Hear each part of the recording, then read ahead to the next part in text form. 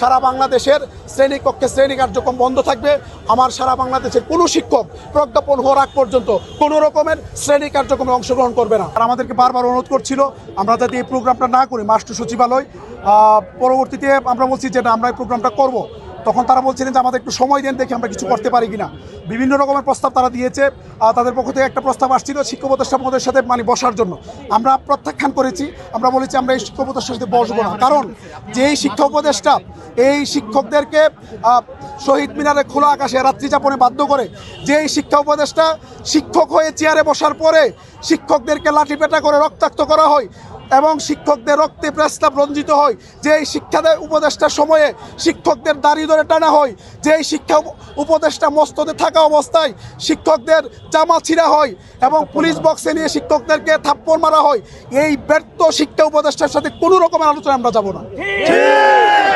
তখন তারা আমাকে বললেন, আরও অনেক কথাবার্তা হলো। সর্বশেষ আমাদের পক্ষ থেকে আমরা বললাম যে একটা সুযোগ আছে, যে অর্থ এবং শিক্ষা যদি ওনারা উভয়ে মিলে ওনারা যদি সিদ্ধান্ত নেয় যে আমাদের বিষয়গুলো ওনারা দিবেন, আমাদের এই দাবিগুলো পূরণ করবেন এবং ওনারা যদি ব্রিফ করে বলেন যে আপনাদের দাবি মেনে নেওয়া হয়েছে এবং আমরা 2 দিন পরে বা 3 দিন পরে আমরা প্রজ্ঞাপনটা দিব। কারণ আপনারা জানেন অর্থ সচিব এবং অর্থ উপদেষ্টা বিদেশে আছেন, এই জন্য তারা বিভিন্ন রকম অজুহাত খুঁজতেছে।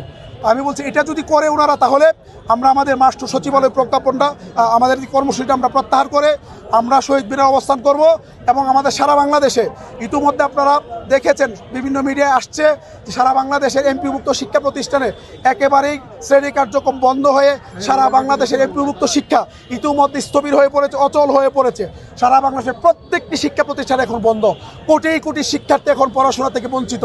অথচ আমাদের এই অথর্ব শিক্ষা উপদেষ্টা তার টুটি চেপে রেখেছেন, একটি শব্দ পর্যন্ত সে বলে না। উপদেষ্টা সে শহীদ মিনারে প্রেস ক্লাবে আমাদের শিক্ষকদেরকে পিটিয়েছে, সে একটা বিবৃতি পর্যন্ত দেয় না। তো আমরা তাদেরকে বলেছিলাম যে ব্রিফ করার জন্য, তারা বলে আমাদেরকে জানিয়েছে তারা এই মুহূর্তে ব্রিফ করতে চায় না। এই জন্য আমরা সচিবালয় থেকে আমরা মুভ করে এসেছি। হাসনাত আবদুল্লাহ এনসিপি তিনি আমাকে ফোন করে অনুরোধ করেছেন যে বিশৃঙ্খল পরিবেশ যাতে না হয় আপনি একটু খেয়াল করবেন। উনি অনুরোধ করেছেন, বলছেন যে আমরা আপনাদের জন্য কাজ করছি। এবং ইতিমধ্যে আমি দেখেছি হাসনাত আবদুল্লাহ নিজে একটা তার ভেরিফাইড ফেসবুক পেজে সে একটা বিবৃতি দিয়েছেন আমাদের দাবির পক্ষে। ওনাদের সংগঠনের পক্ষ থেকে তারা বিবৃতি দিয়েছেন। জামাতের নায়েবে আমিরের নেতৃত্বে একটি প্রতিনিধি দল কালকে একাত্মতা ঘোষণা করেছেন।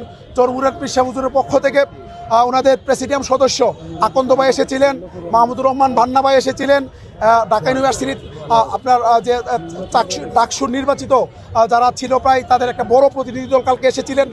মোটামুটি প্রায় খেলাফতে মজলিসের লোকজন এসেছিলেন, ফুয়াদ ভাই এসেছিলেন, ফুয়াদ ভাই এসেছিলেন, আমরা হাদিব আসছিলেন। সব মিলিয়ে এক কথায় বলা যায় বাংলাদেশের ঢাকা ইউনিভার্সিটি বিশ্ববিদ্যালয় থেকে সাদা দলের শিক্ষকরা তারা বিবৃতি দিয়ে বলেছে দ্রুত দাবি মেনে নেওয়ার জন্য। মোটামুটি এক কথায় বলা যায় ইসলামী ছাত্র শিবিরও বিবৃতি দিয়েছেন। বাংলাদেশ মোটামুটি এক কাতারে এখন চলে এসেছে যে শিক্ষকদের এই দাবি আনতে হবে। আমার প্রশ্ন হচ্ছে, আপনারা কোনো রাজনৈতিক দল না, আপনারা এই রাজনৈতিক দলগুলো সমর্থনে বসেছেন। সুতরাং তারা যেহেতু চাচ্ছে দেওয়ার জন্য, আপনাদের এত সমস্যা কোথায়? ইউনূস সাহেব কি তার বাবার টাকা দিবেন? তাও আপনার সাহেব তার বাবার টাকা দিবেন? আমাদের জনগণের ট্যাক্সের টাকা, আমাদের ট্যাক্সের টাকা আপনি আমাদেরকে দিবেন? আপনারা এত দিতে সমস্যা কোথায়? আমরা সিদ্ধান্ত নিয়েছি আমরা এখানে অবস্থান করব। প্রয়োজনে এখানে কালকে 12টা পর্যন্ত আমরা থাকবো। এই রাস্তা আমরা ব্লক করে রাখবো, এখানে থাকবো। এরপরে আগামীকালকে 12টা থেকে আমরা শাহবাগে অবস্থান দিব এবং আমরা সারাদিন 12টার পর থেকে আমরা শাহবাগেই থাকবো। ওখান থেকে আমরা নতুন কর্মসূচি ঘোষণা করব।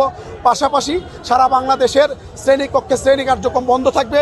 আমার সারা বাংলাদেশের কোনো শিক্ষক প্রজ্ঞাপন হওয়ার আগ পর্যন্ত কোনো রকমের শ্রেণী কার্যক্রমে অংশগ্রহণ করবে না।